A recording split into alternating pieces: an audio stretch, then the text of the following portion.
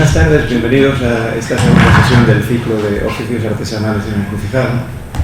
Agradecemos enormemente su presencia, más considerando la enorme oferta que hay estos días en Oviedo. Desde luego no somos más apropiados para este tipo de actividades en el instituto, y también después de la coincidencia por razones derivadas del calendario de los investigadores que lo organizaron, de las sesiones que de la jornada que se celebró en el Museo Arqueológico, interesantísima, pero que en cierta forma, bueno, pues restó un poco de novedad a lo que en principio podía ser, porque nosotros habíamos programado antes que las cosas claras.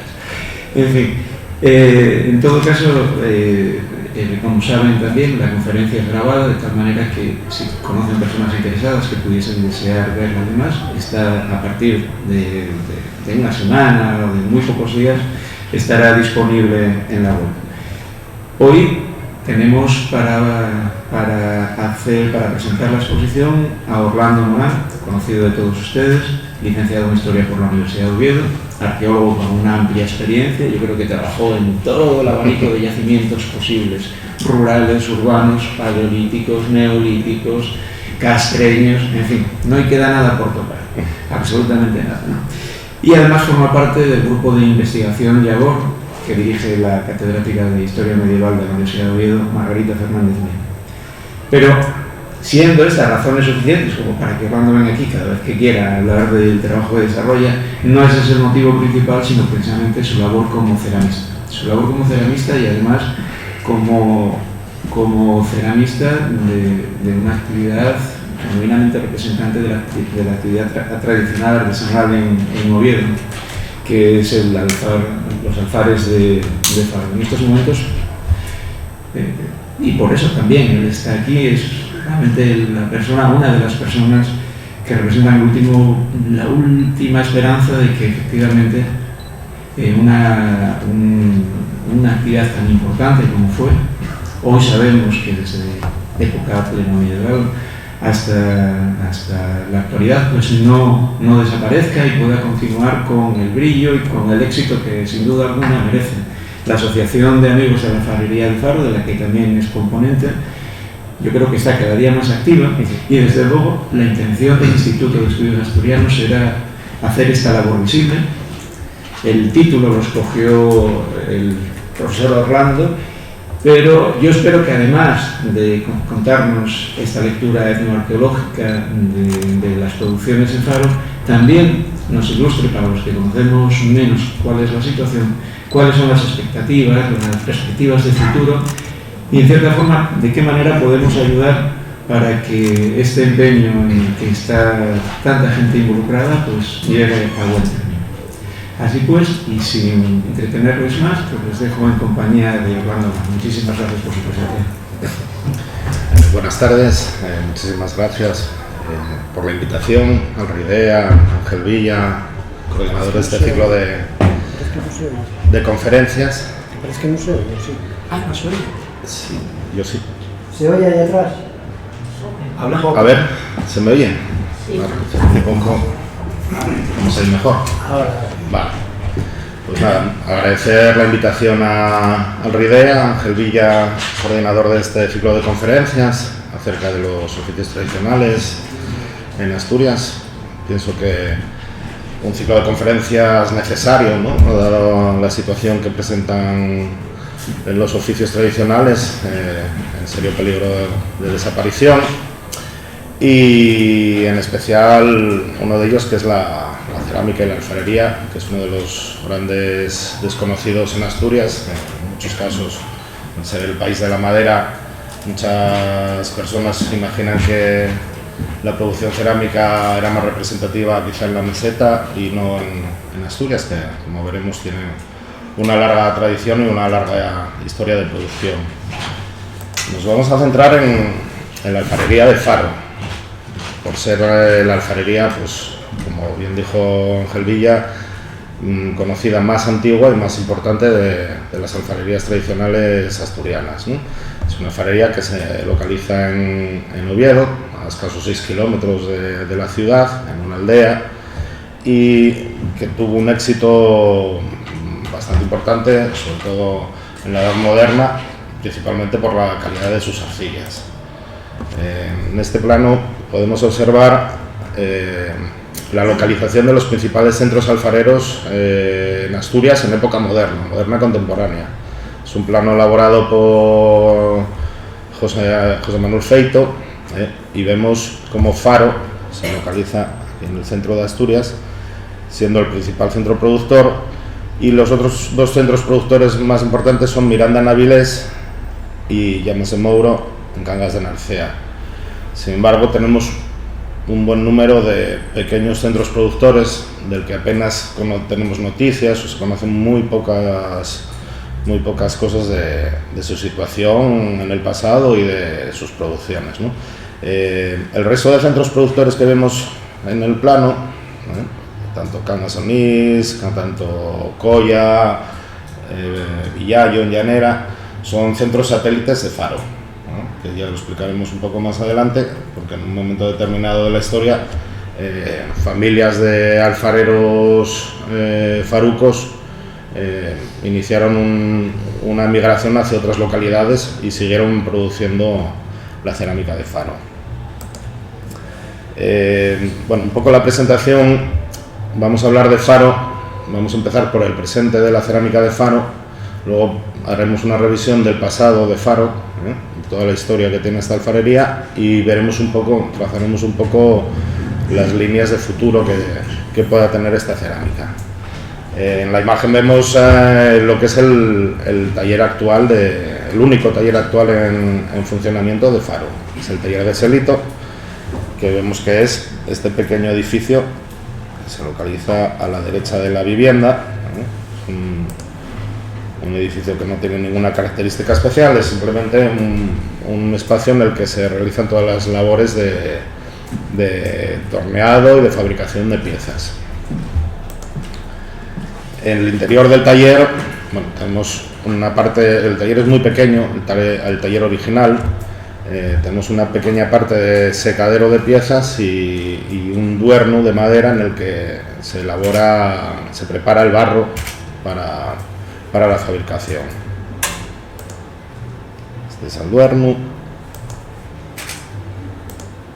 Y tenemos una serie de maquinaria que, bueno, con los años fue modernizándose, en la cual se procesa el barro para estos trabajos. Esto simplemente es un molino para pasar el barro, digamos, y que pueda estar en unas condiciones óptimas para el trabajo.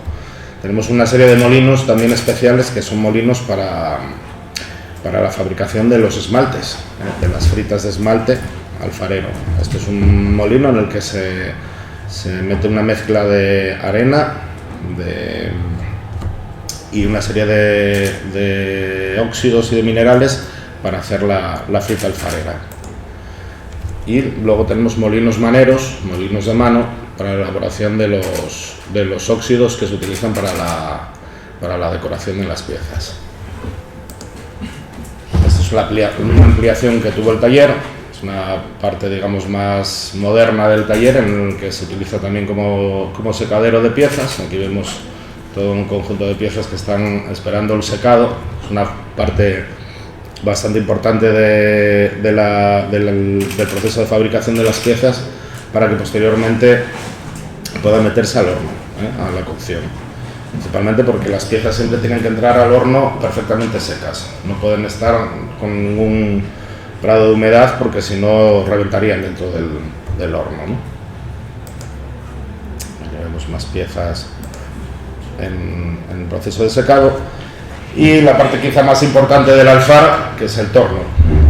El torno que vemos aquí en la imagen es un torno de pie, que digamos que es una de las innovaciones tecnológicas más importantes que tuvo Faro en el siglo XX, porque hasta el momento el torno que se utilizaba en Faro era la rueda faruca. Es un torno bastante primitivo, cuya fuerza de propulsión se hace con la mano, en vez de con el pie, que es el torno que vimos anteriormente. Esta es una rueda que tiene dos orificios.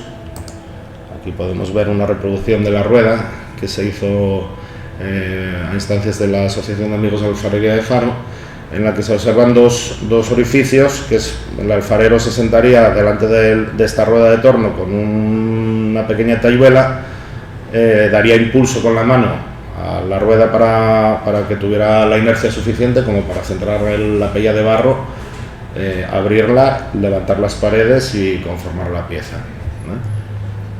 Durante toda la historia de la alfarería de Faro, desde su origen en aproximadamente siglo XI, siglo XII, hasta la actualidad, hasta mediados del siglo XX, esta fue la rueda en la que se elaboraron todas las piezas de Faro. En un principio se elaboraban por medio de urdimbre, por medio de churros de barro que se unían, y posteriormente, ya en época moderna, los alfareros alcanzaron una maestría técnica que les permitía utilizar esta misma rueda, centrar la pieza, la pella y elaborar la pieza. Es una rueda muy primitiva y es una rueda que se conservaba en casi todo el noroeste peninsular. Hay noticias en prácticamente la mayoría de las alfarerías del noroeste. Fue utilizada en muchas de ellas, como en Galicia, en Gundibós o en Zamora, Moveros. Se utilizaba por medio de urdimbre para elaborar las piezas, pero en Faro se consiguió dominar el trabajo de tal manera que se levantaban desde pella las piezas directamente. Otra de las partes fundamentales del taller, quizá la más importante, es el horno. Vemos que cada taller alfarero pues, se caracteriza por tener un horno de cocción. Estamos yendo del horno más actual, el que está en uso ahora mismo, que es un horno de gas, de propano. Ahí vamos a ir viendo los distintos hornos que se fueron utilizando en la alfarería. Este es un horno de propano, en el que se introducen las piezas por las dos puertas que tiene, y en el horno, por ejemplo en este caso, que sería una cocción de cerámica esmaltada, se deben colocar las piezas de tal manera que no tengan contacto unas con otras, ¿no? Porque dentro del horno, con la temperatura que alcanza, al fundir los esmaltes se pegarían. Entonces hay que estivar las piezas de tal manera que no tengan ningún tipo de contacto. De ahí que se vean, por ejemplo, una serie de pilares y una serie de placas de horno, que son las que permiten aprovechar al máximo el espacio dentro de la cámara de cocción, porque la cámara de cocción siempre tiene que estar lo más llena posible. No puede haber ningún espacio vacío, porque cualquier espacio vacío que haya supone una pérdida de calor para la temperatura de cocción de la hornada. Entonces se debe aprovechar al máximo la capacidad del horno, y la labor de carga del horno, digamos que es una de las más importantes dentro de la alfarería. Hay distintos materiales que se utilizan, distintas piezas para esa carga. En este caso, estos son unas especies de caños elaborados a torno también, que tienen unos orificios en los cuales se introducen un pequeño vástago de cerámica, que sirve para sustentar platos, fuentes y formas abiertas. De tal manera aprovechemos el mayor espacio posible dentro de la cámara del horno. En cada orificio de estos se colocarían 3 pilares, se colocaría un plato sujetándolo. Entonces iría, digamos, un plato encima de otro, de tal manera que aprovecharíamos al máximo esa carga. Previo al uso de este horno de propano, se utilizaron desde siempre hornos de leña, hornos en que la combustión, el combustible principalmente es arguma de monte bajo, en el cual, según comenta Selito y según la tradición oral, había un mercado bastante importante de carros del país que suministraban de combustible a los alfareros de Faro, ¿no? Esos argumas se recogían aquí en las laderas del Monte Naranco y en todos los montes del entorno, y debidamente secadas pues se vendían a los alfareros para preparar las cocciones de sus alfares, ¿no? Aquí vemos 2 hornos. El primitivo, el más antiguo, es este que tenemos aquí a la izquierda, y este es uno que se hizo posteriormente, que técnicamente es el mismo modelo de horno, y y que durante bastante tiempo estuvo en funcionamiento. El horno, como todos los hornos que se conservan en Faro, tecnológicamente se denomina de tiro directo. De tiro directo quiere decir que las llamas se introducen, o sea, el combustible se introduce por ese pequeño arco que vemos en el inferior de la imagen. Tiene una doble cámara, tendría hacia la mitad de altura de la pared un treme, una parrilla de arcilla cocida. Esta es la cámara de combustión en la que se introduce el combustible y se genera la llama, y arriba tendríamos la cámara de cocción en la que se introducen las piezas por la parte superior del horno. El tiro directo supone que el aire entra por esta boca de horno y tiene un tiro recto, directo hacia arriba, y no tiene chimenea, porque la chimenea es la propia carga de piezas del horno.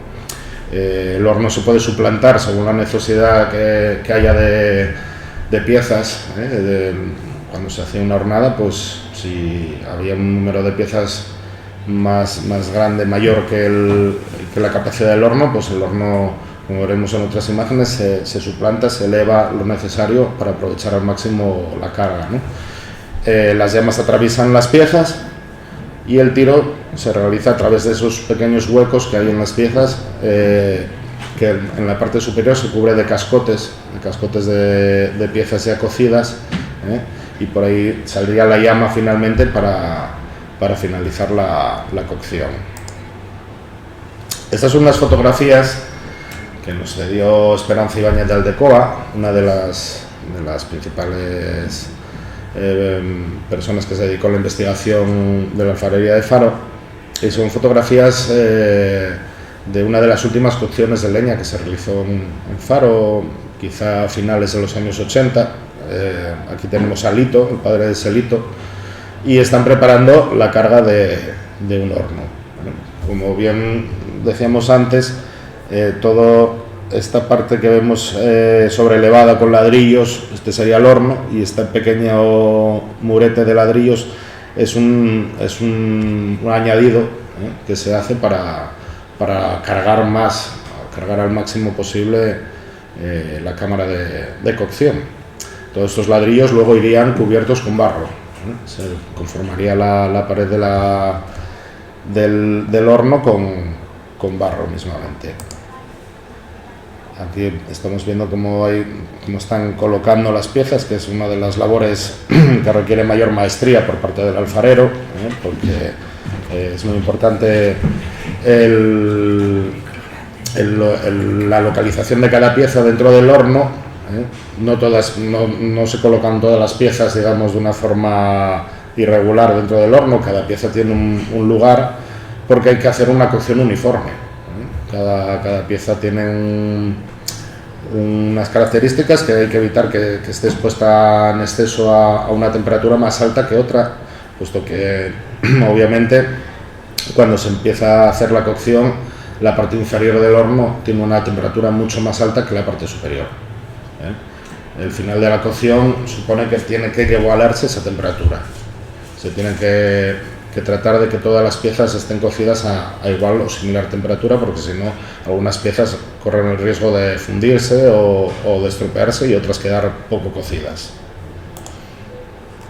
Entonces aquí tenemos a Lito y Selito haciendo las funciones de carga del horno, y vamos a ver en una de las imágenes algo bastante curioso, que es cómo se hace una cocción de cerámica esmaltada en un horno de leña.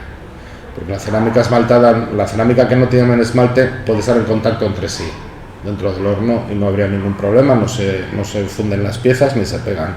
Pero las que tienen una capa de esmalte, un baño, no pueden estar en contacto unas con otras, porque si no se pegarían, y además no pueden estar expuestas a la contaminación del humo y del hollín de la cocción, porque entonces el esmalte se estropea, digamos que se contamina, ¿no? Entonces el sistema que hay tradicional para hacer esta cocción de forma correcta es hacer unas especies de gacetas, que se llaman técnicamente en cerámica, que son estos pequeños recipientes que son de barro cocido, de cerámica bizcochada, en el cual cada uno se introduce una pieza de cerámica esmaltada, estas piezas que son más blancas, que tienen un baño estañífero, y luego se cubren con una tapadera, de tal manera que la pieza queda protegida en su interior y no se contamina ni está en contacto con el resto de las piezas. Luego también es necesario ayudar a la carga con ladrillos, tejas, que ya están cocidos, para que aprovechar al máximo todos los huecos y colocarlo de tal manera que permita el tránsito de las llamas a través de toda la carga del horno, y que no haya ningún espacio que no le alcance el fuego, ¿no? Esta sería la parte superior de la carga, en la cual ya vemos que todos son piezas colocadas boca abajo, sería la última parte, la parte superior de la hornada, que iría cubierta luego con pequeños cascotes y a través de los cuales el alfarero controlaría la cocción. Controlaría la cocción por medio de un control visual del color que va adquiriendo las piezas de cerámica según van subiendo de temperatura. Vemos cómo se arranca la cocción. La cocción normalmente en cerámica suele ser un trabajo bastante duro, que suele durar bastantes horas. Una cocción de un horno pequeño puede llevar unas 8 o 10 horas. Un horno de este tamaño podría llevar una cocción de un día, un par de días. Un par de días que tienen que estar 2 alfareros continuamente haciendo las funciones de carga de combustible del horno. Porque en el momento que se empieza la cocción no se puede detener. Si se detiene, se estropea la hornada. Entonces, digamos que todas las cocciones cerámicas tienen que ir, es una especie de diagrama entre temperatura y tiempo, ¿no? Es una curva de cocción que se llama, en la cual tienen que ir subiendo la temperatura lentamente, por lo menos hasta que alcanzan las piezas unos 400 grados y se elimina totalmente la humedad que tienen en su interior. A partir de entonces ya se puede ir aumentando la carga de combustible. Aquí vemos como ya está a una temperatura bastante alta lo que es la cámara de combustión, y observamos cómo se ve el recrecido que tiene la cámara del horno. La cámara original tendría este tamaño y este es el recrecido que tiene para aprovechar al máximo esa cocción. Lo importante en la cocción de leña es siempre la llama. La llama es lo que aporta temperatura a la cocción. Las brasas no dan temperatura. Entonces el alfarero periódicamente tiene que ir sacando la brasa de la cámara de combustión y haciendo nuevas cargas de combustible. De esa manera siempre va a estar generándose una llama en el interior de la cámara del horno y va a ir subiendo la temperatura paulatinamente. Entonces es un trabajo muy duro porque obviamente estás expuesto a altas temperaturas continuamente, tanto para el vaciado como para la carga del horno, ¿no? Aquí vemos a Lito con la herramienta que se utiliza para la limpieza de las brasas, ¿no? Para sacar toda la brasa del interior de la cámara de combustión y volver a meter nuevas cargas. Bueno, una vez visto cómo se realiza la cocción, vamos a ver cómo es el repertorio de piezas tradicionales de Faro. En un principio, Faro tiene un repertorio bastante amplio para lo que es una alfarería tradicional de cerámica. Es un repertorio muy amplio que tiene piezas en cerámica negra, se llama cerámica negra, es cerámica sin esmalte, que por cuestiones de la composición metálica que tienen las arcillas queda con esta coloración. No es un producto de una cocción buscada para hacer una cerámica negra como sería la de Llamas de Mouro, que es una cocción que se realiza técnicamente, se llama en reducción, porque el horno se ahoga al final de la cocción y de esta manera, al no intervenir el oxígeno dentro de la cámara de cocción, quedan las cerámicas negras. En este caso no sería así, son cerámicas que quedan negras de por sí solo por la composición de las arcillas, y digamos que tiene un repertorio muy amplio, Faro, de piezas de formas cerámicas, tanto en cerámica negra como en cerámica esmaltada. La cerámica negra sería la más antigua de la producción del alfar. Aquí Aquí vemos un buen conjunto de piezas que tenemos, sobre todo son piezas utilizadas para la cocina, como las cazuelas y los pucheros. Lo vemos aquí, estas son cazuelas también más pequeñas. Tenemos piezas para el trasiego de líquidos, como las penadas, el barbón que no está aquí en la imagen, jarras de sidra, y también piezas ya más con usos más concretos, como son las botellas, que son empleadas para la fabricación de mantequilla. Estas son cazuelas para la cocina, dirían principalmente con tapa, y estas son para colocar en el fuego, en un trébede, en un jar. Pucheros, que también se empleaban en cocina, también arrimándolos al fuego para realizar la cocción. Y las jarras de sidra, que quizás sea una de las piezas más conocidas de todas las formas de faro. Una jarra de sidra que hasta la aparición del vidrio y la aparición industrial de la botella de sidra y del vaso, siempre se hizo el consumo de sidra en este tipo de jarras, ¿no? Aquí tenemos, estas son jarras que están en el Museo del Pueblo de Asturias, en Gijón. Tenemos a la izquierda una jarra de sidra que sería para beber propiamente de ella, y luego tenemos jarras de mayor tamaño que sirven para servir, ¿no? Estas tendrían una piquera para verter el líquido. El barro negro se cuece a una temperatura un poco más alta que el barro rojo. Este barro, que es un barro que he recogido ahí en Faro, se expone a una alta temperatura, se cuece a 1070 grados, de tal manera que lo que se busca con esa cocción es que ese barro gresifique. Gresificar quiere decir que se convierte en un barro como de alta temperatura, digamos, y se impermeabiliza. Es un barro que es una cerámica ya cocida, que permite que se pueda poner al fuego sin romperse, y además es impermeable. Permite que se puedan consumir líquidos o transportar líquidos en su interior sin estar esmaltado. Aquí vemos, son pucheros en proceso de fabricación dentro del alfar, al torno. Una de las características que tiene el barro negro, el barrucu de Faro también, es que es de muy buena calidad a la hora de tornear, permite hacer piezas de gran tamaño con paredes muy finas, y también se le pueden pegar las asas, que se elaboran a continuación normalmente en alfarería, se elaboran posteriormente a la conformación de la forma de la pieza. En el caso del barro negro de Faro, el asa se une directamente a la pieza una vez realizada. No hace falta esperar a que seque ni utilizar barbotina para la unión, porque este barro tiene esa característica que permite la unión de piezas sin tener que añadir barbotina. Solo tiene un inconveniente, que tiene una merma de un 30%, con lo cual para elaborar una pieza de un tamaño determinado hay que construirla y tornearla teniendo en cuenta esa merma que tiene, pues mucho mayor. Estos son cazuelas, también en proceso de fabricación. Cuando se elabora la cazuela que lleva tapa, hay que hacer una medida de la boca de la tapa, o de la boca de la pieza, para posteriormente hacer la tapa de la misma medida y que encajen, precisamente porque tenemos que tener en cuenta esa merma que tiene el barro. Si nosotros hacemos una pieza como esta cazuela y la dejamos secar y luego hacemos una tapadera, nunca van a encajar. Hay que hacerlas siempre a la vez.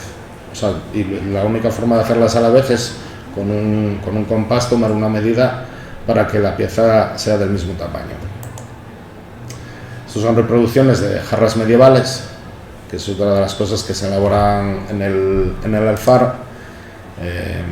A medida que fueron avanzando las investigaciones y las excavaciones arqueológicas en Oviedo, y fueron apareciendo materiales de época medieval, pero claramente fabricados en Faro, pues se fueron haciendo reproducciones de ese tipo de piezas con las decoraciones que se iban encontrando, ¿no? El trabajo en el torno, pues como vemos, se elabora la pieza a partir de una pella, y el instrumental que se utiliza en la alfarería pues es muy sencillo. Simplemente hay una tarreña con el agua para humedecer las manos para trabajar, una cuchilla para conformar la pieza, el trapadorio, que es una pieza de cuero, que es la que se utiliza para conformar los bordes de las piezas, un filo para cortar y un punzón. Exclusivamente son 4 herramientas muy sencillas para el trabajo de todas estas piezas. Aquí vemos jarras también de tradición medieval con doble asa, y una decoración con peinados, y otro tipo de jarras también para trasiego de sidra. Y estas son también botellas imitando formas medievales. Aquí todavía está sin poner la pieza, le faltarían las asas, son piezas ya más cerradas que se alargan todo de una vez. Una vez realizadas las piezas tienen que tener un tiempo de secado que puede llevar varias semanas, según la época del año, porque de esas piezas necesitan eliminar por completo esa humedad, y entre el momento que se termina la pieza hasta el momento que la pieza se introduce en el horno, pues ya se observa una merma considerable del tamaño. Estas jarras, quizá cuando se acaban de hacer de tornear, medirán unos 40 centímetros y una vez finalizada la cocción andarán por unos 30 de altura. Aquí vemos todas las piezas, las jarras de sidra con el secado pertinente, barbones con 3 asas también para su uso como cántaros para ir a por agua a la fuente. Y otra de las piezas singulares dentro de la alfarería negra son las caseras o barreñas. Son unas piezas troncocónicas que se fabrican ex profeso para la fabricación del queso de fuego al pitu. El suero, o sea, el queso, una vez cuajado, se introduce dentro de la pieza, y a través de estos orificios se elimina el suero del queso. Aquí vemos más piezas en el momento del secado.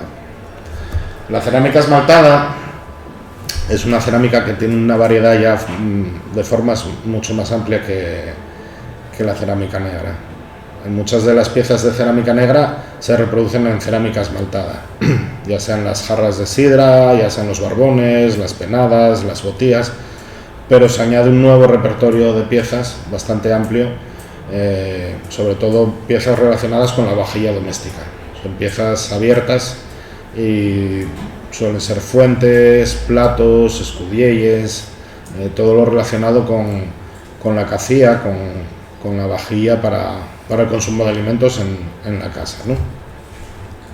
Es una cerámica que por los últimos estudios que se están realizando, sobre todo por Miguel Busto, pues está fechándose su inicio cerca del siglo XVI-XVII. El siglo XVI es cuando se inicia en Faro el uso del esmalte, ¿no? Y empieza a comercializarse las piezas ya esmaltadas, y sobre ese esmalte, ese baño blanco de estaño, se aplica todo un repertorio decorativo, como el que vemos aquí en la imagen, que principalmente suele ser de piezas, suele ser de motivos geométricos o motivos vegetales. También tenemos motivos figurativos como la páxara. Vemos en este plato, esto es un plato también del Museo del Pueblo de Asturias. Aquí está muy desgastado, pero en el fondo veríamos algo así como esta imagen, que es un motivo decorativo único dentro de la alfarería faruca. Es un ave que tiene cola de pez y rabo de mamífero. Entonces es un motivo decorativo que todavía no está determinado al 100% cuál es su origen, si es un origen autóctono o está imitando determinadas decoraciones de cerámicas de importación, ¿no? Se repite continuamente en toda la cerámica esmaltada, sobre todo en platos y en fuentes. alrededor vemos que tiene unas cenefas con motivos vegetales y tramas geométricas. Y luego tenemos la escudiella. La escudiella, que digamos que es junto con la jarra de sidra en la cerámica negra, en la cerámica esmaltada, la escudiella sería la pieza por excelencia dentro del repertorio de formas. Es un cuenco que sirve para comer, y digamos que es la pieza con mayor producción dentro de todos los alfares, y por el registro arqueológico es la más común en excavaciones arqueológicas. Normalmente suele ir decoradas con etrisquel, con estas 3 líneas con óxido de cobre pintadas, o hay veces que tienen una espiral en el fondo. Aquí vemos más repertorio de piezas, las jarras, tenemos también botijos, azucareros, aceiteras, botellas y barbones, incluso vacinillas también. El proceso de fabricación de estas piezas pues arranca con la selección del barro. Todos los barros, los 2 barros que se utilizan en Faro, tanto el rojo como el negro, son barros allí locales de Faro. Y la primera parte del trabajo del alfarero es ir a recoger el barro a esos yacimientos en los que se lleva el alfar, y posteriormente ese barro tiene que seleccionarse, porque generalmente suele ser un barro que aparece contaminado con raíces y con alguna pequeña piedra. Entonces hay un trabajo de selección manual del barro para posteriormente molerlo, pasarlo por el molino y que tenga la textura adecuada para tener una pella de barro con la cual poder trabajar la pieza. Esta pella de barro se coloca en la rueda de torno, bien centrada, y esta rueda de torno, con el impulso del pie, pues, y la fuerza giratoria que tiene, pues se centra la pella, se abre y se empieza a levantar la pieza para conformar la forma. Esto, digamos, que es la parte más compleja de todo el trabajo alfarero, ¿no? Lleva mucho tiempo de aprendizaje dominar la técnica, porque aparentemente es sencillo, pero no lo es en absoluto, porque en cualquier mínimo movimiento, cualquier mínimo fallo que tengas con las manos, la pieza se viene abajo, ¿no? Una vez terminada la pieza, pues ya se corta con el hilo y se prepara para el secado y la colocación del asa. Tenemos una serie de piezas que las piezas se elaboran luego tienen que retornearse, porque en el barro, al contrario que el barro negro, que es un barro que permite hacer las piezas con las paredes muy finas, el barro rojo no te permite realizar esas piezas tan finas, porque si no se vendrían abajo por su propio peso. Entonces la parte inferior de la pieza siempre tiene que tener, aquí vemos una parte del momento de secado, siempre tiene que tener una pared más gruesa, que luego tiene que ser eliminada, otra vez pasando por el torno, en la labor que se llama el retorneado, ¿no?, de la pieza. Entonces la pieza se le colocaría boca abajo en el torno, se le haría una cama de barro, se colocarían unos trapos para que no se pegara a esa cama que se prepara para la pieza, y con unas cuchillas, que son estas que vemos aquí, se llaman esturbadores en asturiano o retornadores, se elimina la parte sobrante del barro, que sería esta de aquí. Esta pieza, esta jarra, cuando se construyó, cuando se torneó por primera vez en el barro vendía hasta aquí, hasta esta altura. Toda esa parte inferior de la pieza, que tiene la pared más gruesa, se elimina mediante el retorneado. Una vez retorneadas las piezas y unidas todas las partes de esa pieza, tanto las asas como los vocales, como es el caso de estos barbones, pues tiene que pasar un proceso de secado también, que puede llevar bastante tiempo, y la cerámica esmaltada en este caso lleva una doble cocción. Primeramente se cuecen las piezas sin esmaltar, ahí tal como las vemos irían a una carga primera del horno, y se cocerían en su caso a unos 950.000 grados sin esmalte. De tal manera que estas piezas sí que pueden estar en contacto entre sí. Esa primera cocción se llama bizcochado y luego ya una vez cocidas se les aplica el baño del esmalte, que es un baño, que es un esmalte a base de estaño y plomo. Bueno, el plomo ahora mismo no se utiliza porque ya está prohibido por motivos sanitarios, pero antiguamente sí que se empleaba. Y este baño de esmalte blanco, que es unos polvos que se mezclan con agua y se le añaden se hace un baño a la pieza, y luego posteriormente estas piezas pasan otra vez por el torno, se centra el plato en el torno y se le aplica la decoración. La decoración pues se realiza con pincel, también con óxidos mezclados con agua, óxidos que se muelen en esos molinos que habíamos visto de mano, y se le da la coloración a los verdes con óxido de cobre, a los amarillos con óxido de antimonio. Tenemos también marrones negros con otros óxidos, y tenemos cobalto también utilizado para dar los azules. Aquí tenemos otro tipo de piezas como son los gallos y gallinas, que son botijos.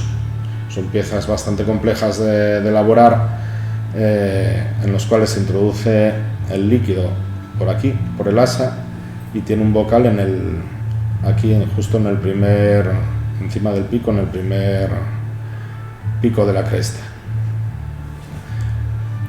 Las piezas también es todo el proceso similar para todas las piezas esmaltadas, ¿no? Primero se hace el baño de esmalte y luego se decoran. Hay partes, las piezas que son simétricas, como los barbones, estos fileteados, se hacen en el torno, y luego las partes figurativas se hacen a mano alzada sin más, ¿no? Como en estos platos, pues vemos todos estos círculos concéntricos, sería el fileteado, y luego a mano se realiza toda esta trama de líneas. Otra variedad de platos son los platos hondos, con motivos de trisquel y helecho. Estos se realizan en azul cobalto. Y las jarras de sidra con la páxera, ¿no? Que también es el mismo método de fabricación. La pieza se centra en el torno, incluso con el asa ya cocida, y se hace el fileteado de estas líneas de aquí, tanto en el bocal como en el arranque de la panza, y luego posteriormente se dibuja la páxera. Aquí vemos cómo están las piezas en una fase ya de secado para volver a pasar por el horno. Estos en este caso son aceiteras, y en este caso, pues claro, cuando ya vuelven a pasar por el horno en esta segunda cocción, esas piezas ya no pueden estar en contacto unas con las otras, y hay que colocarlas de tal manera que no se unan ni se peguen, hasta conseguir el resultado final, que sería una pieza como esta, ya con la pieza cocida por completo y con los óxidos perfectamente fundidos. Bueno, pues hasta el momento vimos lo que es el presente de esta alfarería de Faro, y cómo se realizan en la actualidad todo este repertorio de piezas. Pero bueno, Faro es un alfar que tiene un pasado bastante amplio, y primeramente tenemos conocimiento de ello por vía de los testimonios documentales, ¿no? Entonces sabemos de su existencia ya al menos desde el siglo XI-XII. Empieza a aparecer en toda la documentación la existencia de una villa, que es la villa de Faro, en la cual ya se cita en 1115, y ya desde 1079 se tiene referencias a esa labor alfarera dentro de la parroquia. Luego, más adelante, sigue apareciendo mucha documentación relacionada con la producción alfarera, sobre todo en conflictos y pleitos que tienen conventos, ayuntamientos y demás con alfareros por encargos principalmente de caños para para las canalizaciones de agua o de piezas simplemente para los conventos, ¿no? Mismamente en el libro de acordos del Ayuntamiento de Oviedo, pues ya en época moderna, pues se documentan los encargos que se realizan bueno, en este caso sería Francisco de la Cuesta, un alfarero, pero habría muchos más, en el que se encargan los caños para las traídas de agua del ayuntamiento, que de hecho algunos todavía siguen en funcionamiento pese a los años. Faro desde sus inicios en la época medieval hasta ya entrados en la edad moderna, pues va teniendo, digamos, mayor importancia y se va aumentando su producción y va aumentando el número de alfares, ¿no? dentro del pueblo, hasta que llegamos al siglo XVII-XVIII, que digamos que es el momento cumbre de la alfarería, en el que ya en el catastro de la Marquesa de la Ensenada se documenta la existencia de 72 alfares. De 72 alfares en una aldea que es bastante reducida, y de esos alfares se documentan 2 cuyo titular de la alfarería es una mujer, que es algo también bastante curioso y un aspecto bastante desconocido dentro de lo que es la alfarería de Faro. Ya en el siglo XVIII empieza a haber un decaimiento de la producción. Casi 100 años después, el diccionario de Pascual Madoz ya documenta la existencia de 40 talleres. Casi se pierden 30 en menos de un siglo. Y ahí empieza un declive que va llegando hasta el siglo XX en cuanto a la producción de cerámica en Faro. Luego hay una serie de autores asturianos que se hacen cargo también de investigar un poco y documentar esa alfarería, como es Fermín Canella, Juan Obrigarriu, Aurelio del Llano, del que no tenemos noticias de Jovellanos, que paseó por todos los sitios, pero por Faro no pasó.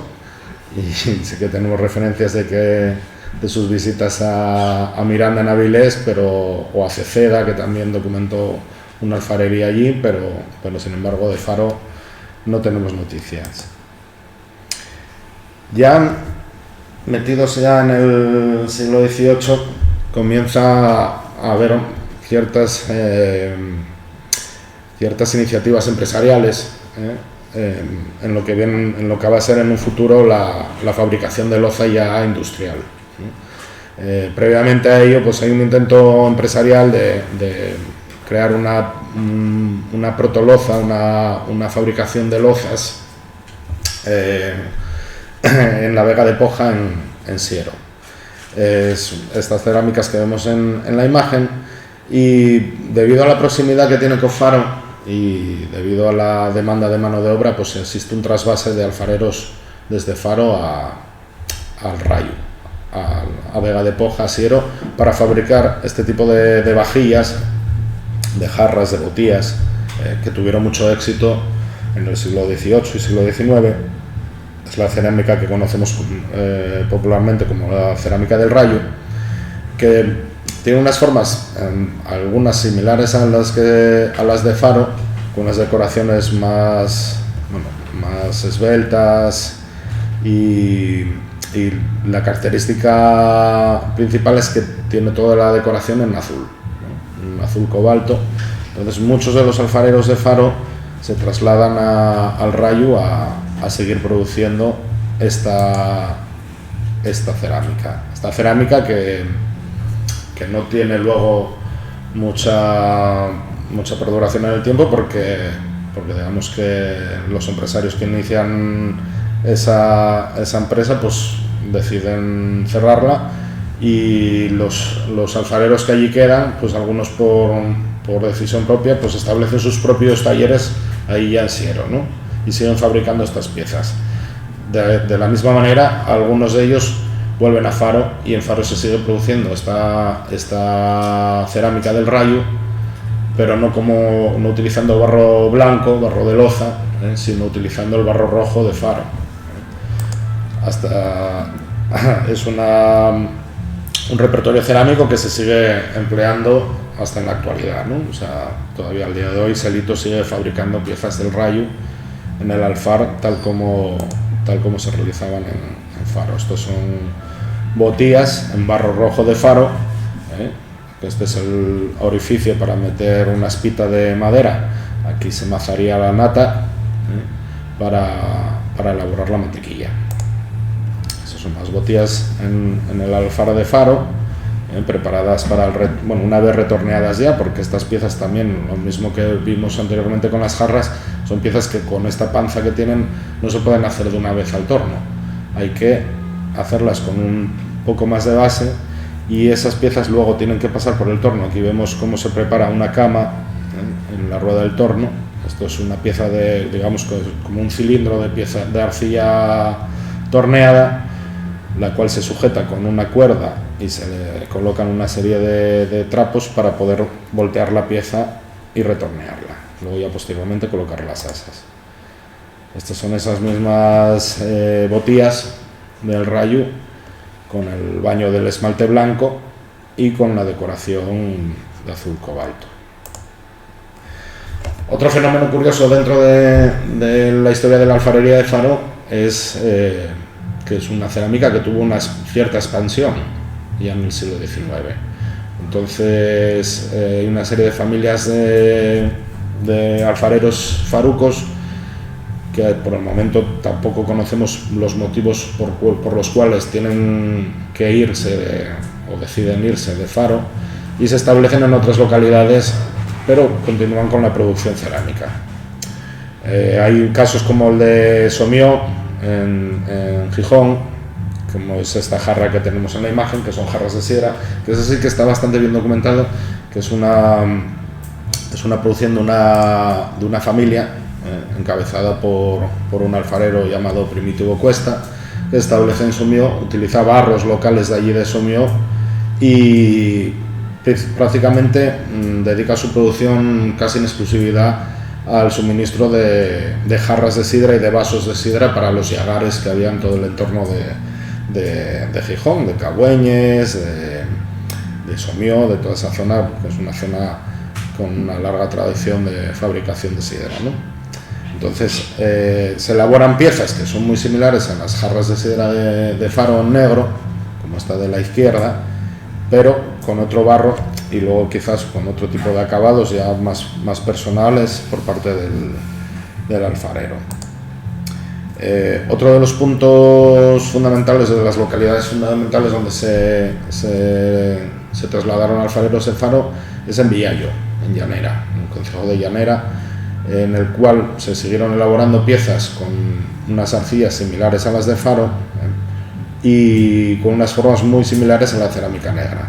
En Villayo se dedicaron exclusivamente a la fabricación de cerámica negra y fue una producción que tuvo bastante éxito y en la cual se suelen encontrar en excavaciones arqueológicas bastantes materiales, sobre todo en Avilés, que sería uno de sus mercados principales.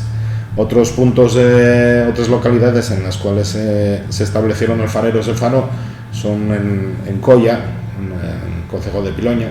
Se desarrollaron bastantes alfares que fabricaban tanto cerámica esmaltada como cerámica negra. Y luego también hay otro núcleo que sería la zona de Parres y Cangas d'Onís, que bueno, todavía está por definir, pero sí que hay materiales procedentes de toda esa parte, también de cerámica esmaltada y también algo de cerámica negra. Ya a finales del siglo XIX, principios del XX, empiezan a aparecer las fábricas de loza, como esta, la Asturiana en Gijón, que esta pues supuso ya un golpe bastante fuerte a la producción artesanal en Faro, porque bueno, durante todos estos siglos Faro fue adaptándose al mercado, fue imitando motivos decorativos, fue suministrando de vajilla doméstica al pueblo asturiano, pero llegó un momento en que, claro, la producción industrial pues superó a la producción artesanal y ya nos encontramos en inicios del siglo XX, cuando ya se abre la fábrica de loza de San Claudio, que como vemos en la imagen está también abandonada, y en el primer tercio del siglo XX ya solo se conservan 4 alfares en Faro. 4 alfares, los cuales cuando llega la Guerra Civil Española dejan de producir. Y ya una vez superada la Guerra Civil, el único alfar en activo que quedaría sería el alfar de Selito, anteriormente de su padre, de Lito, y es el único que conservamos hasta la actualidad. Bueno, vamos a hacer un pequeño resumen ya de lo que son los estudios que se están realizando, que se fueron realizando de toda esta historia de casi 1000 años de producción cerámica en Faro. Y estos estudios comienzan en los años 80 del siglo XX, sobre todo con la obra de José Manuel Feito, de cerámica tradicional asturiana, y los estudios de Esperanza Ibáñez de Aldecoa, en la que ya se realiza una catalogación de formas cerámicas y de motivos decorativos de esta alfarería. Todas estas dos publicaciones, que quizás son las más emblemáticas por ser las primeras que se dedican monográficamente al estudio de la cerámica de Faro, se acercan a esa cerámica desde un punto de vista, digamos, etnográfico, ¿no? Luego ya tenemos un desarrollo de lo que es la arqueología medieval y la arqueología de gestión, en el cual ya empieza a aparecer un volumen de materiales muy amplio, y entonces requieren de nuevos estudios para poder catalogar y poder asignar cronologías a todas esas cerámicas que van apareciendo, que claramente son procedentes de Faro, ¿no? En los últimos años pues hay un buen número de publicaciones centradas en la producción cerámica de Faro, como son estas memorias de una serie de excavaciones arqueológicas realizadas por el arqueólogo Alfonso Fanjul en Faro, publicado por el Ayuntamiento de Gijón, y sobremanera los últimos estudios que se están realizando por parte de Miguel Busto, que quizás sea el principal investigador en la actualidad, que está dedicando gran parte de su trabajo a catalogar y sistematizar esas producciones de cerámica que hasta el momento nunca habían sido estudiadas, y además aplicando nuevas tecnologías y metodología propia de la arqueología, como arqueometrías cerámicas y demás. También hay que resaltar la creación de la Asociación de Amigos de la Alfarería de Faro y la promoción de jornadas divulgativas de la cerámica, la edición de memorias de esas jornadas, y también la participación de ayuntamientos en la elaboración de exposiciones temáticas sobre la alfarería asturiana, y en concreto sobre la alfarería de Faro, como es esta publicación editada por el Ayuntamiento de Avilés. De toda esa historia de 1000 años en Faro, pues aparte de todos los testimonios documentales que vimos que fueron quedando, también hay una serie de bienes, de materiales patrimoniales que fueron quedando en toda la parroquia, porque de unos 70 alfares que se conocían en el siglo XVII y XVIII, pues algún resto siempre tiene que quedar en esa parroquia. Entonces, bueno, es decir, se hizo una pequeña catalogación de las categorías de elementos patrimoniales vinculados a la alfarería que se conservan en la parroquia. Serían talleres, serían hornos, serían casqueros, que son los depósitos de materiales que no son aptos para la venta y el consumo, y luego también tenemos todos los yacimientos de barro y de arena para suministrar para la fabricación de piezas. Bueno, talleres, como bien habíamos visto antes, ahora actualmente solo se conserva el de Selito. Feito tiene documentado alguno más en sus publicaciones, y Esperanza Ibáñez también, pero ahora mismo el único que queda en activo y que se conserva es el de Selito.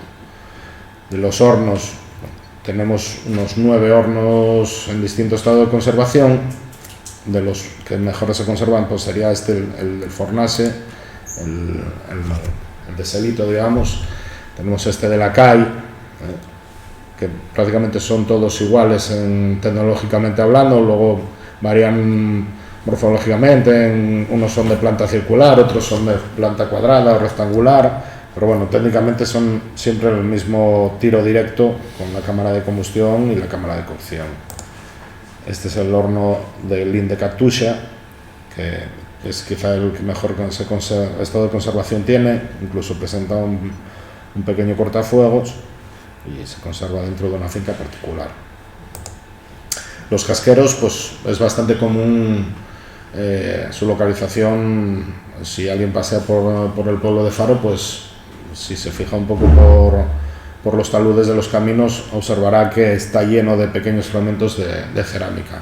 Esos son los vertederos de los antiguos hornos, de todas esas piezas que rompían dentro de la cocción o que tenían problemas con la cocción, que no se fundían bien los esmaltes o sufrían ciertas reducciones dentro de la cámara de cocción. Esta sería una imagen de lo que es un casquero en sí. Es un depósito creado a raíz de vertidos sistemáticos de materiales de desecho de cerámicos, ¿no? Materiales en superficie que son muy abundantes y bueno, que se ven a lo largo de toda la parroquia, junto con también elementos etnográficos vinculados a la producción cerámica, como son las piedras de molino, que también es bastante común encontrarlas reaprovechadas en cierres de fincas, como es este caso, y otras ya recogidas por Selito y recuperadas que están en el Alfar, en distintas tipologías de piedras de molino. Unas son giratorias, otras son de cazoletas, según el tipo de material a moler.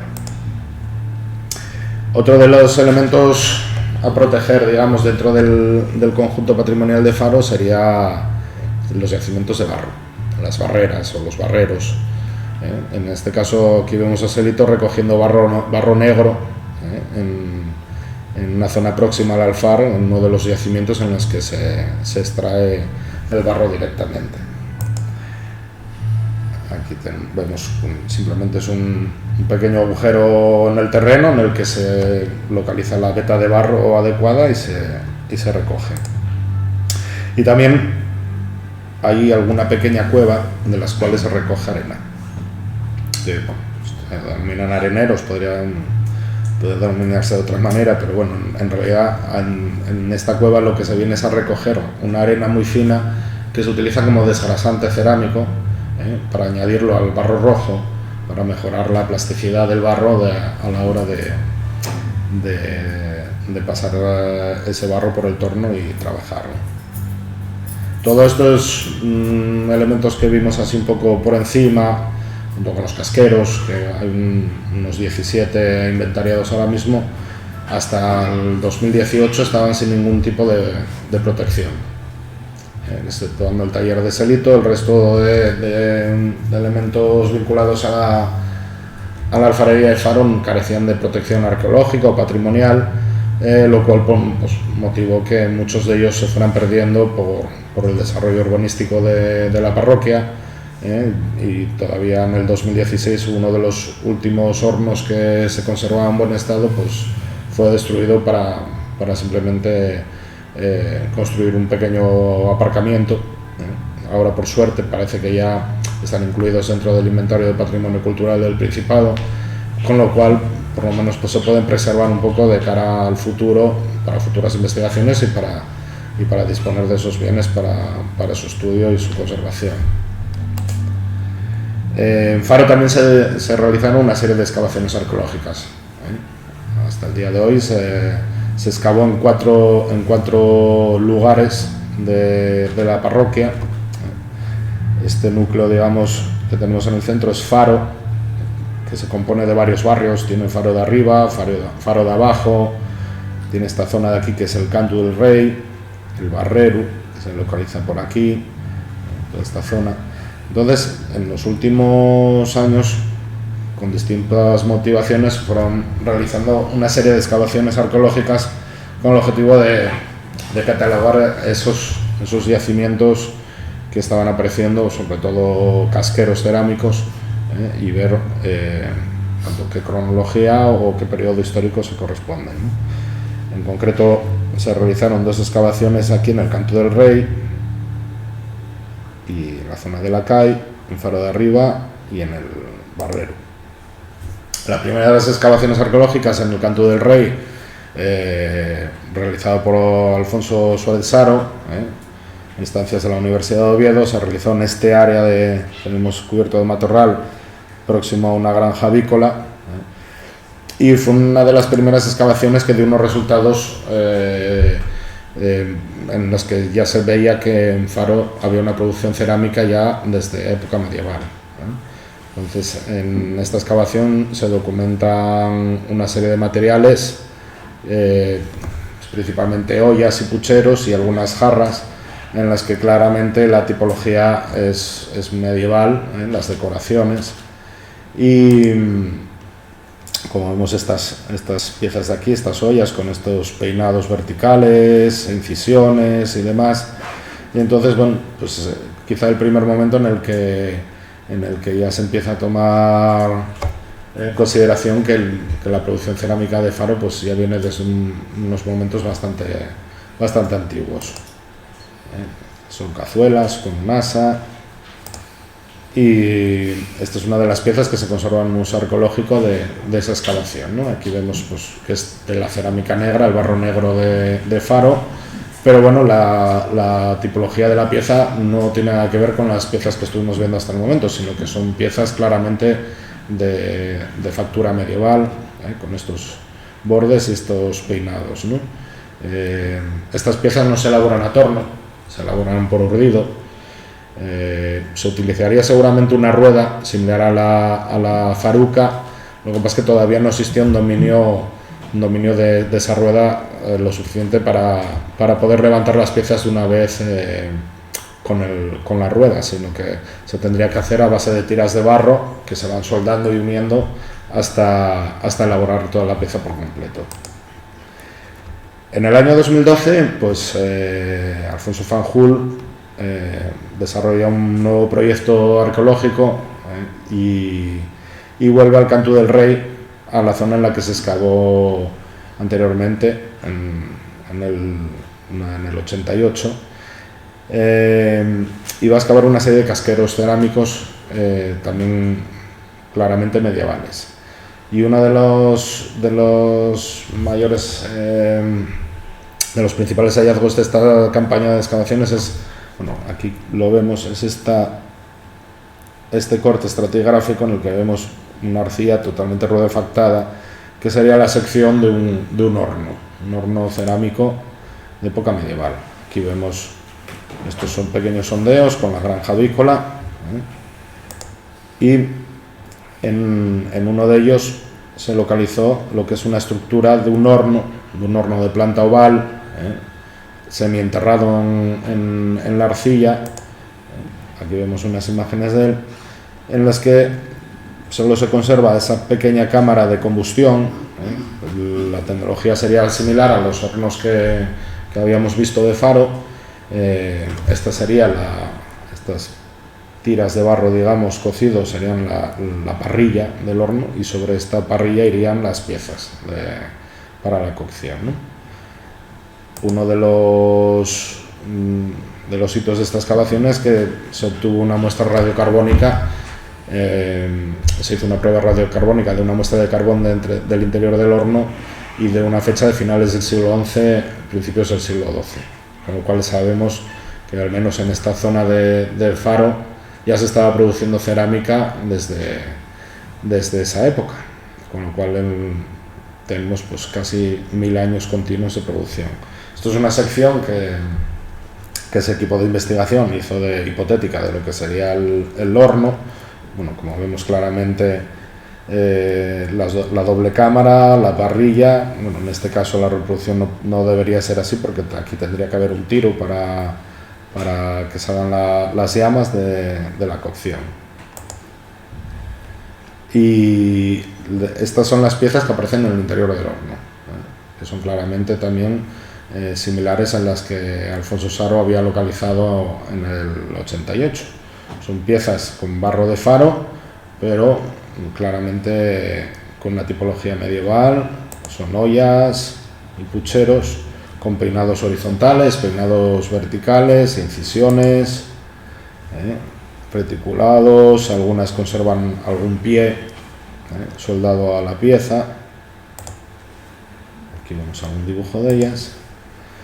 Y aprovechando unas lluvias que se realizaron, que un suceso, digamos, climatológico, que hubo un argallo durante esa excavación, también ese equipo de investigación se trasladó a Faro de Arriba y realizó una limpieza de un perfil estratigráfico de un casquero que había sido parcialmente arrasado por la lluvia, en el que se recogieron un buen conjunto de materiales cerámicos, como son estos de aquí. Estos serían casqueros ya modernos. El autor más o menos los coloca cronológicamente por comparativas de las piezas de las decoraciones entre el siglo XVII y XVIII, y vemos cómo son la mayoría de los materiales que encontramos en la mayoría de los casqueros cerámicos de Faro, que principalmente son escudiellas, como son estas de ahí arriba, con la decoración de los trisqueles, platos y fuentes con decoraciones geométricas como los que vemos en la parte inferior. Este tipo de platos hondos o de escudiellas como la de arriba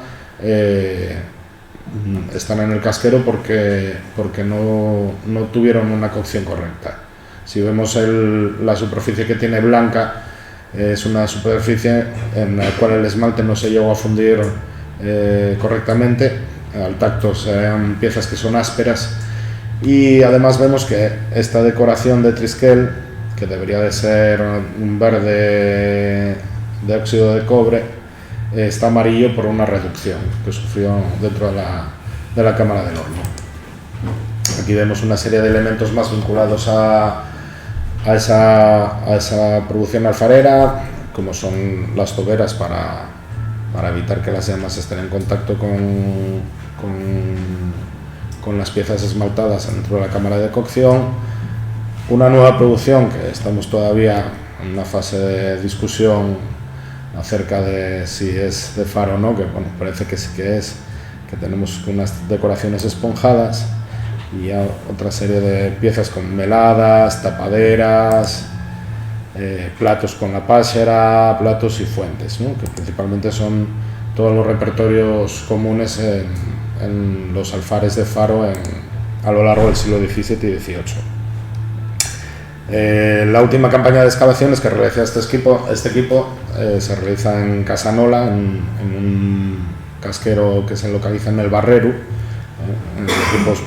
Al ver este talud, que en un principio estaba lleno de materiales cerámicos también, pues se considera que puede ser un casquero de grandes dimensiones. Al final no era un casquero tan grande porque había una elevación natural del terreno, y también se recoge una serie de materiales en los que se ve que hay una especialización de ese taller en cuanto a la fabricación de cerámica negra.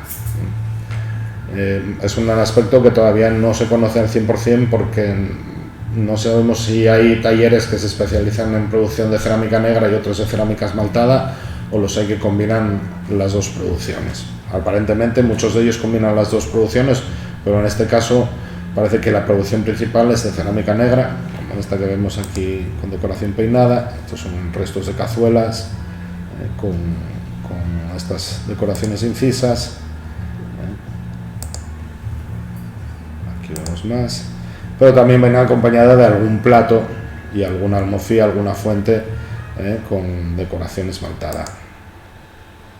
Finalmente, la última campaña de excavaciones en Faro fue promovida por la Asociación de Amigos de la Alfarería de Faro. Se me encargó a mí la dirección de esas excavaciones. Se seleccionó un casquero próximo al Cantu del Rey, en una zona entre la calle y el Cantu del Rey, una zona que podía tener potencial arqueológico al estar cercano a los restos medievales, y era de un Benino el Rey, un alfarero bien conocido, tanto Benino como su hermano Lin el Rey, que sabemos que su producción pues, llegó hasta principios del siglo XX. Esta es la zona de excavación, el casquero se localizaba en esta área de aquí, aunque toda la parcela estaba llena de material cerámico. Ahí se planifica un pequeño sondeo en el cual aparecen numerosos fragmentos cerámicos de superficie, pero que vemos que al final no es un casquero propiamente dicho, sino que es un único depósito que se localiza sobre los derrumbes de este edificio, y seguramente sea producto del desmantelamiento del taller de Benigno el Rey, ¿no? Que más o menos sabemos que fue a principios del siglo XX. Aquí vemos más imágenes del proceso de excavación. Se levantaron posteriormente los derrumbes para ver si había más estratigrafía bajo ellos, pero bueno, ya vimos que estábamos en el fondo de la vivienda y aquí ya nos aparecía la arcilla. También en esta excavación se recogieron numerosos fragmentos, sobre todo de caños también para camuflar los hornos, para evitar que las piezas estén en contacto con las llamas. Tenemos patas de gallo, que son trípodes que se utilizan para elevar las piezas que están esmaltadas, para que no estén en contacto con la placa del horno, con el ladrillo, para que no se queden pegadas. Una de las producciones más abundantes es la de tapaderas de barro rojo común. Son tapaderas sin esmaltar, seguramente para pucheros y cazuelas. Los escudielles, son muy comunes dentro de la producción faruca, y en este sondeo pues quizá estén alrededor del 80% de los materiales recuperados.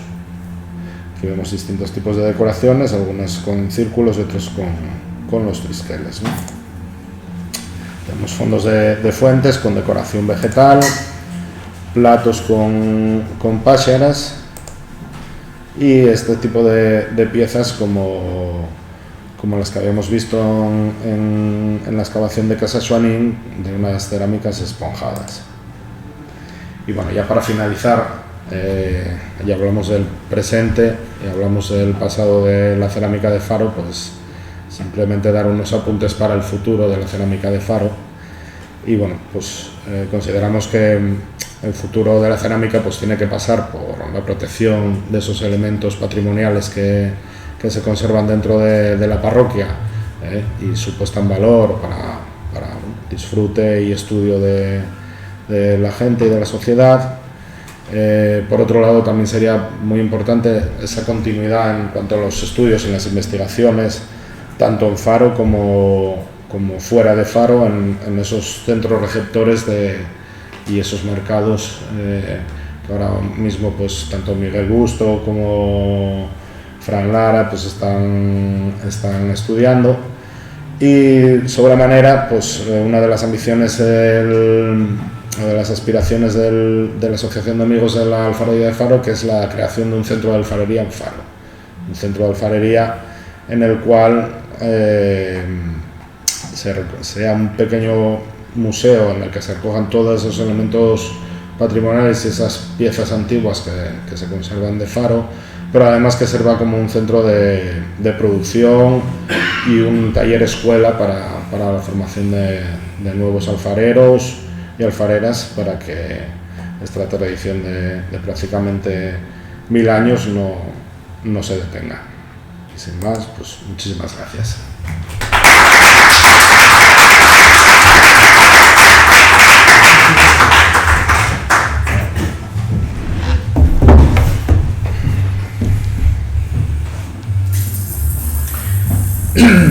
Muchas gracias, Orlando, por esta exposición tan completa, tan precisa respecto a la historia y a las posibilidades de futuro de Faro.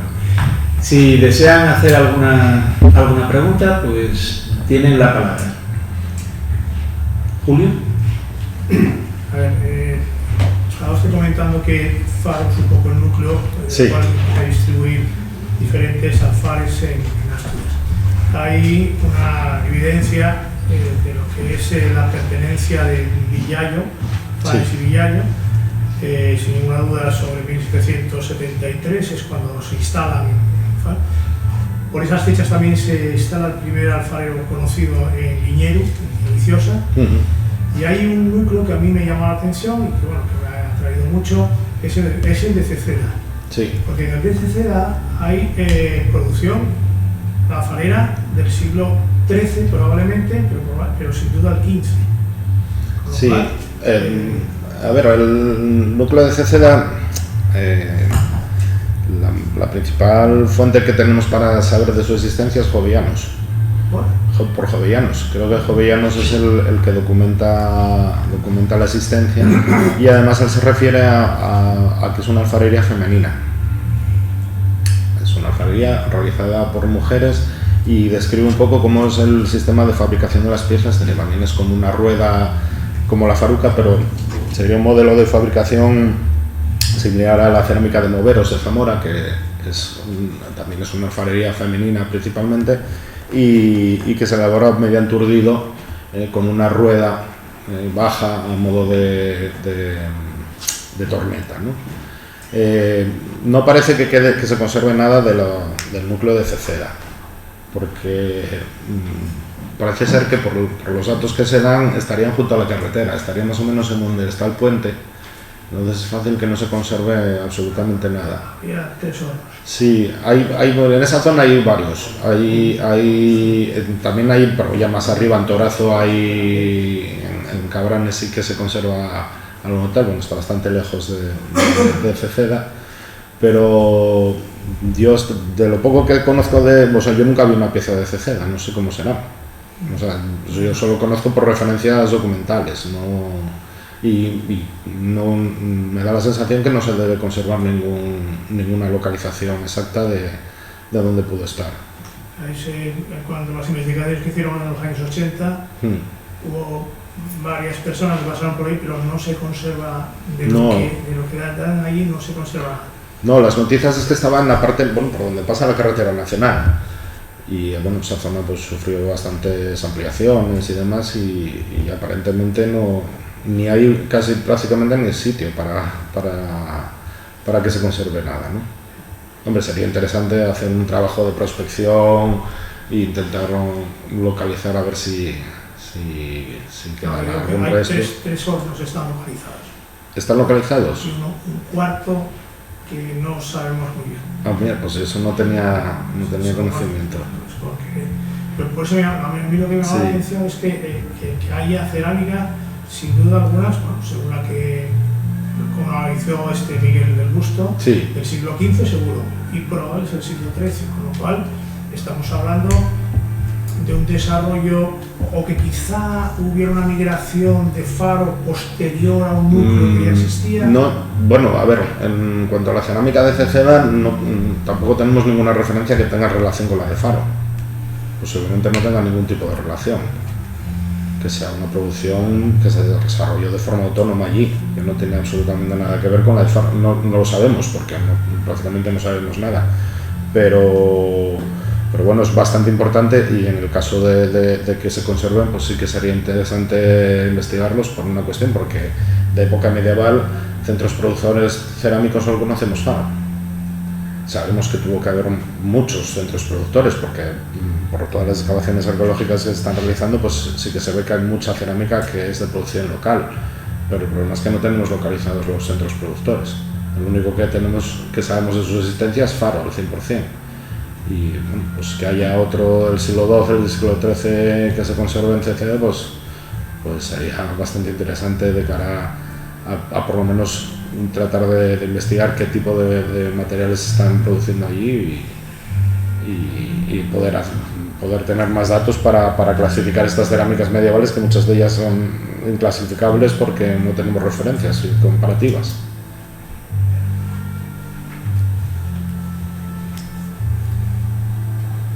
Hoy en día aún se sigue usando el molino de mano para los óxidos, y bueno, y la otra pregunta, de lo que comentaste de la cerámica en zona de Parres, Cangas, que dices que bueno, Sí. prácticamente no se sabe, pero igual en qué pueblo más o menos se puede Ahí. ubicar. Sí, hay unos cuantos. Yo ahora mismo de memoria no te lo sabría decir, pero vamos, en las publicaciones de Esperanza Ibáñez, de Aldecoa, ya en las de Feito ya describe unos cuantos centros productores, y sí que hay, lo que pasa es que algunas piezas son similares a Faro. Lo que pasa es que también es cierto que es muy común que los alfareros suelen ser muy copian.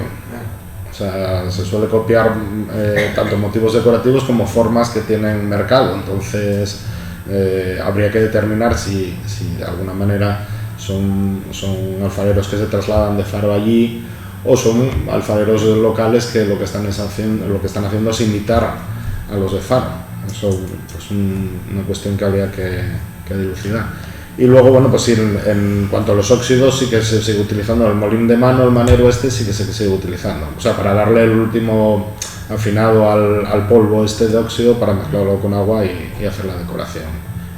El resto, por ejemplo, los otros molinos que eran con los que se hacía la frita, que a base de arena, sal, estaño y plomo, pues ya no se sigue utilizando porque, entre otras cosas, es un trabajo muy costoso, y ahora hay esmaltes industriales que ya te viene la fórmula molida y preparada para el baño, y además con unas garantías sanitarias, que no tienes que utilizar materiales tóxicos como el plomo, que actualmente está prohibido. ¿Alguna cuestión más? Bueno, yo te quería preguntar que ahora que están estos elementos de Faro están protegidos, Sí. ¿qué pasos se pueden seguir, por ejemplo, para seguir investigando pues, alguno de esos que queda en pie? Bueno, a ver, es complicado.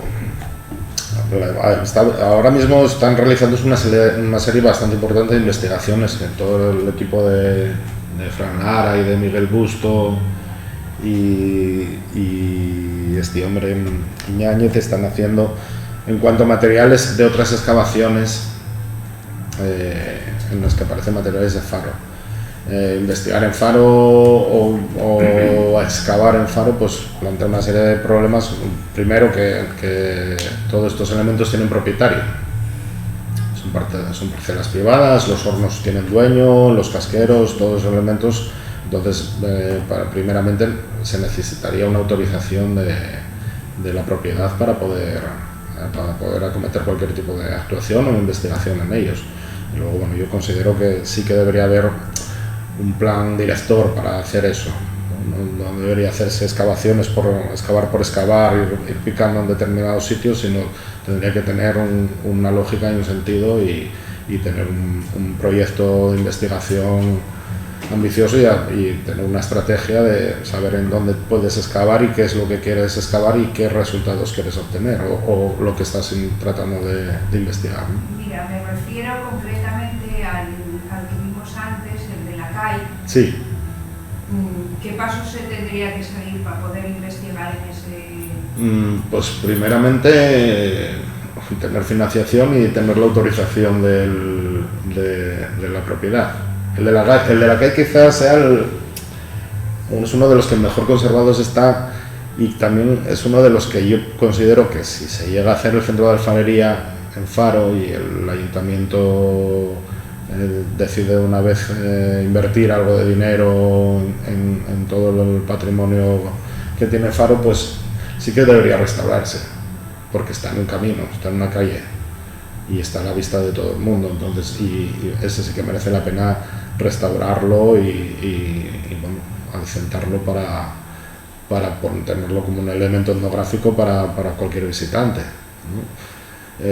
Los pasos pues sería primeramente pues llegar a un acuerdo con la propiedad. Incluso podría el ayuntamiento, si acometen las obras del centro de alfarería, pues igual pues llegar a un acuerdo con la propiedad y comprarlo, restaurarlo y tenerlo que forme parte de ese conjunto expositivo. No creo que esté en venta. Ya, yo eso no lo sé, no, o sea, quiero decir, si no, pues llegar a un acuerdo con la propiedad para que te permita excavar en él o limpiarlo o restaurarlo. Eso yo ya no lo desconozco. No tendría problema. Claro, yo eso ya no... Si hubiera voluntad, supongo que habiendo voluntad por ambas partes, pues no habría ningún problema, ¿no? Entiendo yo. Sí, el problema estaría en la financiación. Ya, bueno, ese es el eterno problema para todas estas cosas, sí. ¿Alguna pregunta más? Yo tengo dos. Venga. Si no están muy cansados, pues procedo. La primera es, ¿cuál es el tipo de demanda que tenéis ahora mismo en el taller? Bueno, primero la cuantificación, que no sé si pues es regular, si es más o menos la misma cada año, pero sobre todo si la demanda es de tipo funcional, es decir, vajilla para el servicio de mesa, si hay gente que sigue utilizándola, o es simplemente ya para atender aspectos o gustos de coleccionistas o digamos, ornamental.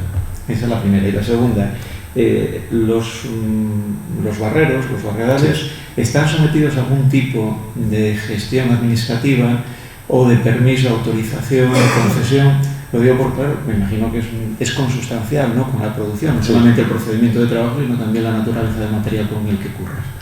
Bueno, pues esas dos cuestiones. La primera, el tipo de demanda, la orientación de la producción, y la segunda, la cuestión sobre la materia prima.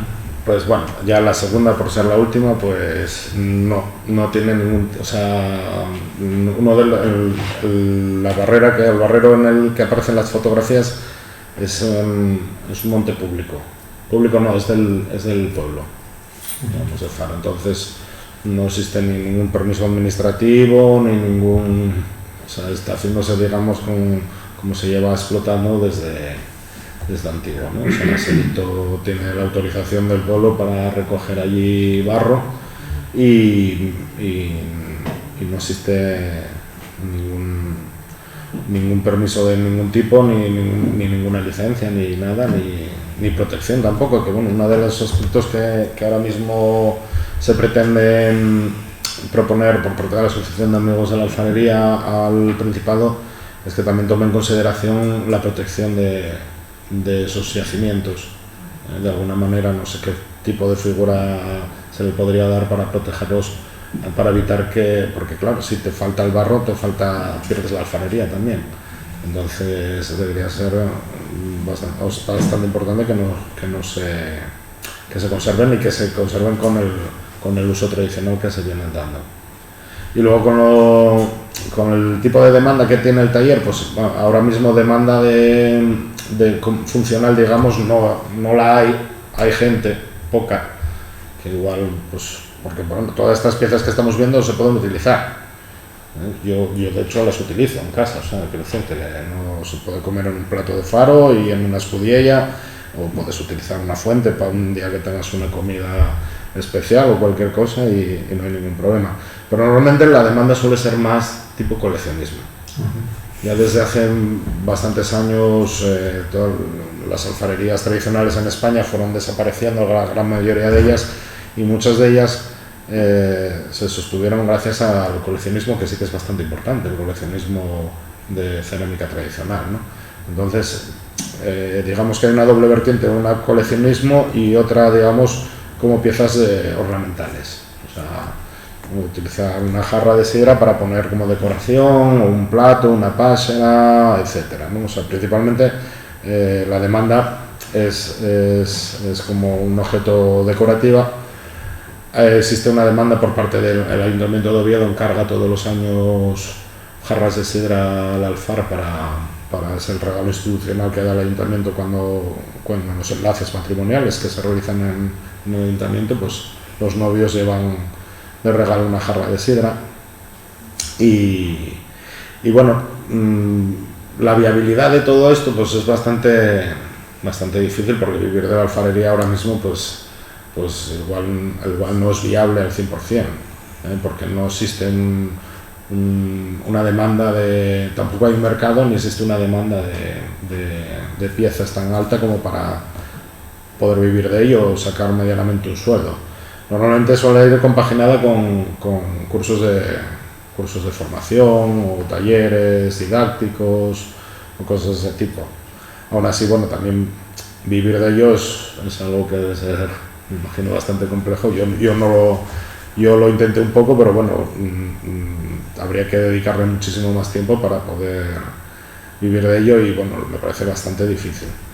Tampoco hay un mercado, digamos, por ejemplo aquí en Oviedo tenemos en Navidades el mercado navideño, que hay un mercado de artesanía de Asturias bastante importante, pero sí que toda esa artesanía asturiana debería tener unos canales de comercialización que realmente no tienen, ¿no? O sea, debería haber, pues, quizá ahora en este mundo que tenemos digital, unas plataformas de venta online, una serie de cosas que te permitan subsistir. Lo que pasa es que, claro, si el propio alfarero tiene que ser community manager, hacer paquetes y envíos, hacer contabilidad, hacer tal, es inviable también, porque o te dedicas a una cosa o te dedicas a todo, ¿no?